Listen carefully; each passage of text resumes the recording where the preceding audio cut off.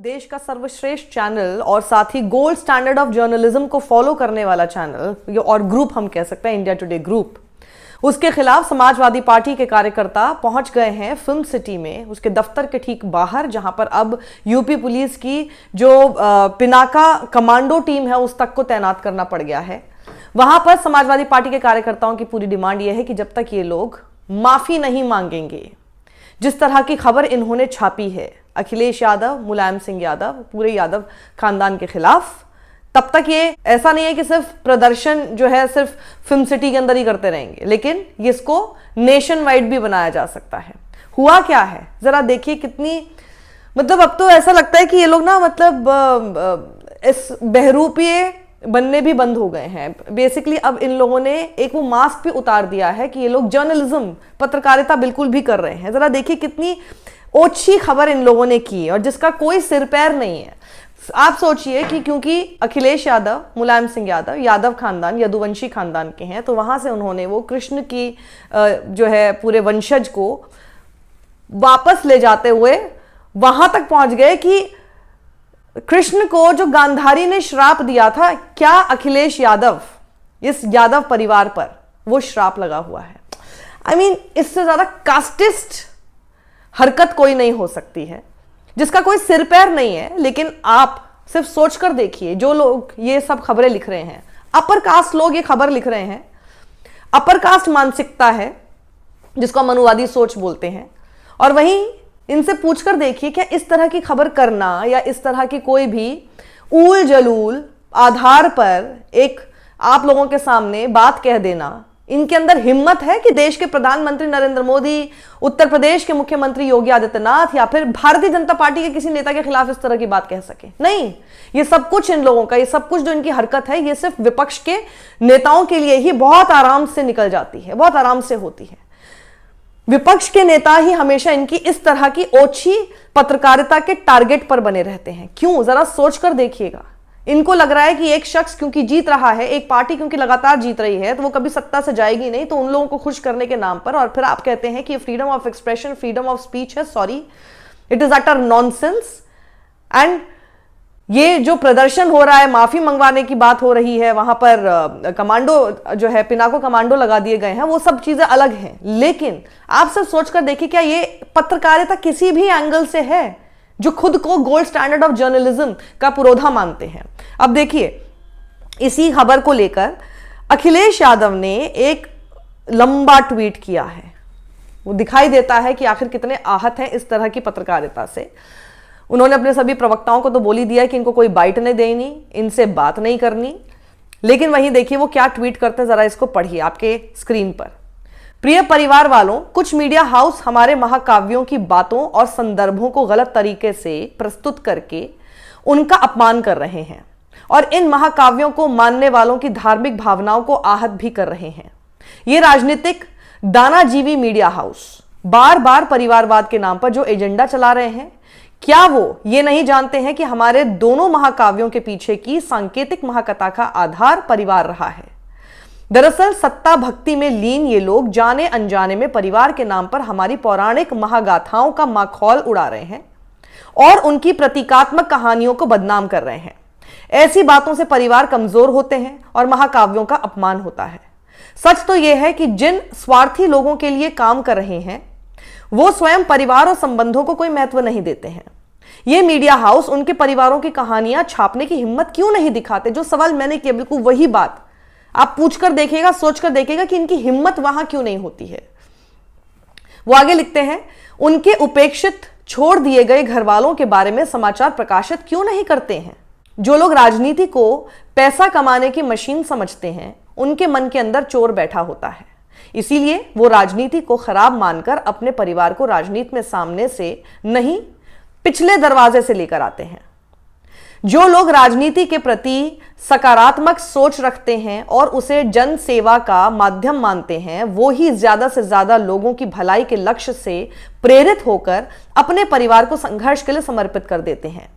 ये परिवारवाद नहीं, बलिदानवाद होता है, क्योंकि उनके परिवार वालों को भी अहंकारी सत्ताओं और वर्चस्ववादी लोगों से लड़ना पड़ता है, हर तकलीफ का सामना करना पड़ता है।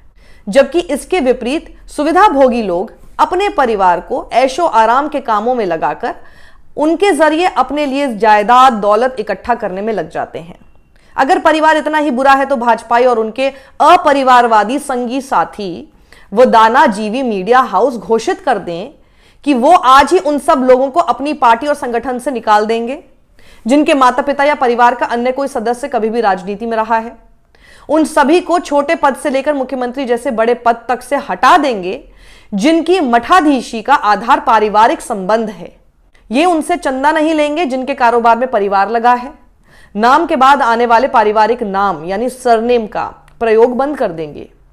जिनके भी परिवार हैं उनसे वोट नहीं लेंगे।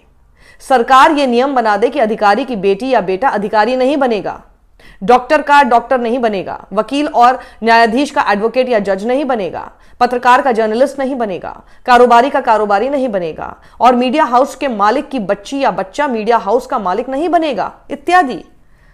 दानाजीवी मीडिया हाउस भी घोषित करें कि अपने परिवार के लोगों से मैनेजमेंट के सारे पद और शेयर वापस ले लेंगे और अपने एम्प्लॉयज को दे देंगे।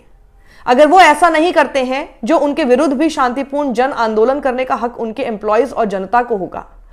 सच्चाई तो यह है कि भाजपा और उनके अपरिवारवादी संगी साथी चाहते हैं कि परिवार तोड़ दिए जाएं, लोगों को अकेला कर दिया जाए, फिर उनको डराकर अपने प्रभाव में लाकर उनका शोषण किया जाए। भूखमरी, गरीबी, महंगाई, भ्रष्टाचार, भर्ती, नौकरी, खेती, मजदूरी, काम कारोबार, तंगी मंदी जैसे मुद्दों पर लोग इकट्ठा ना हो पाए। ये सब नकारात्मक स्वार्थी लोग एकजुटता से डरते हैं और चूंकि परिवार एकजुटता की पहली सीढ़ी होते हैं इसीलिए परिवार को नकारते हैं। परिवार, कुनबा, कुल जब सकारात्मक होकर एक दूसरे से जुड़ते हैं तभी समाज बनता है। सच्चा समाज नकारात्मक लोगों के खिलाफ होता है। इसीलिए जब कोई चोर डकैत गांव बस्ती में घुस आता है तो यह सारा समाज इकट्ठा होकर एक होकर उसको खदेड़ देता है। भाजपाई और उनके संगी साथी अंदर से डरे हुए लोग हैं, इसीलिए परिवार की बुराई करते हैं। इनका बस चले तो कल को ये शादी विवाह भी बंद करवा दें जिससे कि परिवार बने ही नहीं, यहां तक कि पारिवारिक एकजुटता की तस्वीरों को भी बैन कर दें। आगे वो लिखते हैं, कुछ स्वार्थी मीडिया हाउस भी चाहते हैं कि परिवार टूट जाएं और लोग अकेले पड़ जाएं, जिससे अकेले लोग अलग अलग घरों में रहें और उपभोक्तावाद को बढ़ावा मिले।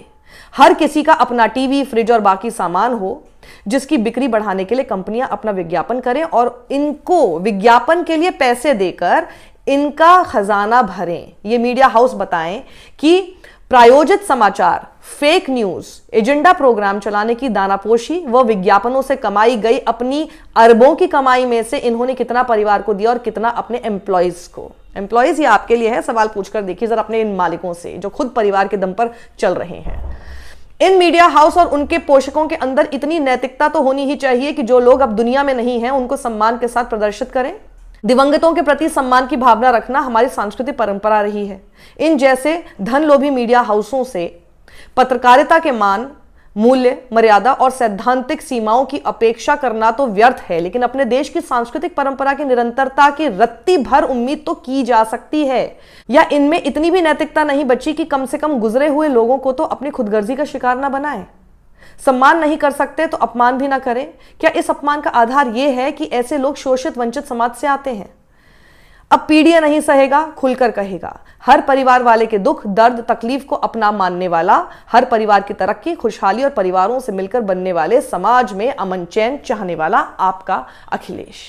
अगर आप अखिलेश यादव की इस पूरी बात, बिल्कुल 2 इतने लंबे इन्होंने ट्वीट किए हैं जो कि परिवार के महत्व को बताते हैं और जिस तरह के शब्द और जिस तरह की भावना इसके अंदर है वो बिल्कुल दिखाती है कि कितना आहत है। और सिर्फ उन्हें क्यों आहत होना चाहिए, सवाल जो उन्होंने खड़े किए बिल्कुल सही खड़े किए हैं। आप इनसे पूछिए ना कि क्या ये परिवार वाले लोगों से क्या वोट नहीं मांगेंगे। पत्रकार रोहिणी सिंह इस पर लिखती हैं, मीडिया के इस महाभारत में अरुण पुरी वो धृतराष्ट्र हैं जिन्होंने कौरवों की ऐसी सेना खड़ी की है जो संपूर्ण मीडिया जगत के विनाश का सबसे बड़ा कारण बनेगी। इंडिया टुडे के प्रतिभाशाली लेखकर क्या सरकार में बैठे लोगों के लिए भी ऐसे विशेषण और अलंकारों का प्रयोग कर सकते हैं? उस पर पत्रकार अतुल चौरसिया लिखते हैं, जो गांधारी अपने जीते जी अपने कुल का नाश नहीं देख और रोक पाई, उसके यदुवंश के विनाश वाले कथित प्रवचन पर 5000 साल बाद इंडिया टुडे वालों को पूरा यकीन है। ये जो मीडिया हाउस इस तरह की खबर दिखा रहा है, खैर अब इन्होंने डिलीट कर दिया है। अगर गलत नहीं था तो फिर डिलीट क्यों किया? अगर इनको जिस तरह के विरोध का सामना करना पड़ा उससे ये नहीं डरे और इनको नहीं लगा कि इन्होंने कुछ भी गलती की थी, जिसको अब जरूर फ्रीडम ऑफ स्पीच के नाम से आप लोगों के सामने परोसा जा रहा है, तो फिर डिलीट क्यों किया? खड़े रहते उसके साथ। और ये वही संस्थान है जो खुद परिवारवाद पर चल रहा है।